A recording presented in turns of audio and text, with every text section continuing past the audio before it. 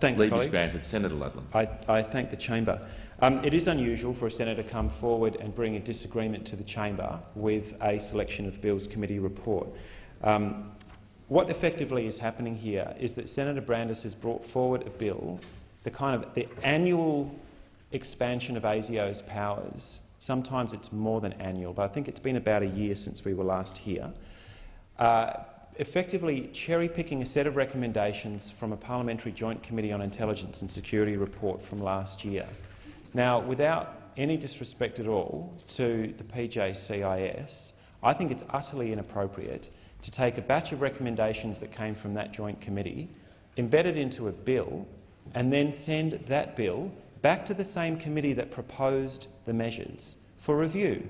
What do we think they might say? Do we think they might give it impartial scrutiny and critique and call witnesses and go through it carefully, or will they say, this looks very familiar to what we said should happen 12 months ago? It's entirely inappropriate that the committee that proposed the measures should now be the one to scrutinise them. So I hope that I will have Labor and crossbench support to allow the Senate to do its job. We have Senate standing committees to assess and analyse bills, to take evidence for, against, neutral, to improve bills like this, particularly a bill as sensitive as this one. Because the proposal to expand ASIO's sweeping powers is so controversial, and I don't quite understand where the Labor Party's heads are at, because we hear different things from different spokespeople, but the very least that should happen is that the Senate should be permitted to do its job, and that's why I've brought this motion forward now. In order not to take up too much of the chamber's time, I'll also foreshadow a motion that I'm bringing forward before too much longer to require the National Security Legislation Monitor to also investigate these bills. And the reason for that is very simple. Because the Parliamentary Joint Committee that provided this report last year, that Senator Brandis is now cherry-picking from, said, and this is a recommendation that Senator Brandis will have signed off on and that the Labor Party will have signed off on. There are no crossbench voices anymore on that committee because those positions were wiped out after the election. Presumably the government is not here, doesn't care to hear from independent voices.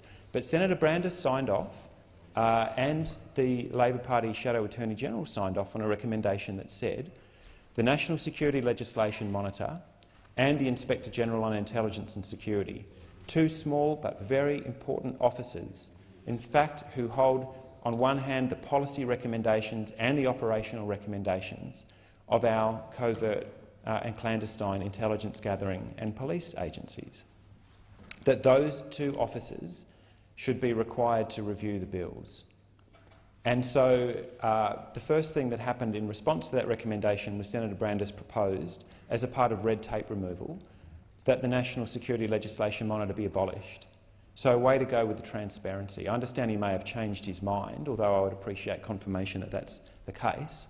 But I will shortly be moving a motion that ensures that the Legislation Monitor provides a report and that the IGIS provides a report. Because the only thing that distinguishes Australia from a police state is this so-called red tape, is accountability, is officers like the IGIS and analysts like the National Security Legislation Monitor. That is the thin line that stands between us and unregulated secret police and surveillance powers. And that's not overdoing it. In Australia, we have royal commissions into police corruption every couple of years around the states and territories. These are people. They're not immune to the pressures of the officers. They do dangerous and demanding work. They are not immune to corruption. And I don't think any of us should be surprised that a secret police or a secret intelligence gathering agency should come to the parliament every few months asking for more intelligence gathering powers. But we shouldn't write them a blank cheque. At the very least, I implore you colleagues to let the Senate do its job.